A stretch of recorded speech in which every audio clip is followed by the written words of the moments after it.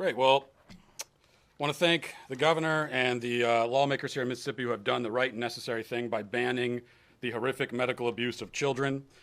I'm extremely encouraged to not only see this law being passed, but to see the national movement that we have been able to build, pushing back against the gender ideology madness that has a stranglehold on our society and on our children for far too long. The reality is that this is not a difficult issue, as the governor's already covered. It's quite straightforward, in fact. If we lived in a sane society run by sane people, we would all be able to agree on this point. The question of whether it's ever okay to castrate and sterilize and mutilate a child would be answered in one loud and unified voice, saying without hesitation, not only no, but hell no.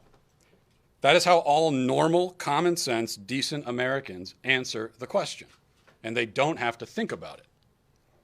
But sadly, many of the people who hold power in this country and who run our institutions do not pass this basic test of human decency. These vultures have lined up to feast on and profit from the confusion of innocent kids. Confusion that these same vultures have intentionally fostered in the minds of our youth. They create the identity crisis, and then they monetize it. These kids are put on so-called puberty blockers to chemically castrate them, drugs that, by the way, have been given to sex offenders to chemically castrate them, and now we give them to kids. Off-brand cancer drugs that we're giving to children. They're given cross-sex hormones, which have irreversible and permanent effects. And before the age of 18, many kids will undergo surgeries, such as double mastectomies. Now, the kids cannot choose any of this. They cannot consent to it. They can't understand what they're doing or what the long-term effects or even short-term effects are going to be. You know, I often make the same point that the governor just made, and it's an important point, that many of the people who support and advocate for this butchery are not petitioning to lower the drinking age. You don't hear them calling for laws to make sure that kids have access to tobacco or firearms. They aren't marching in the street demanding that 13-year-olds should be able to get tattoos or open credit card accounts or take out mortgages. In all of these cases, they recognize that minors have neither the maturity nor the powers of discernment nor the psychological nor neurological formation required to make these sorts of choices. And yet these gender ideology advocates want us to believe that the child who can't be trusted with a can of beer or with a credit card should be trusted to permanently transition into a different gender. It's madness. It is incoherent. And all the more incoherent when you consider that nobody actually can transition into a different gender. That's not physically possible. It's not medically possible. The doctors are lying to confused people.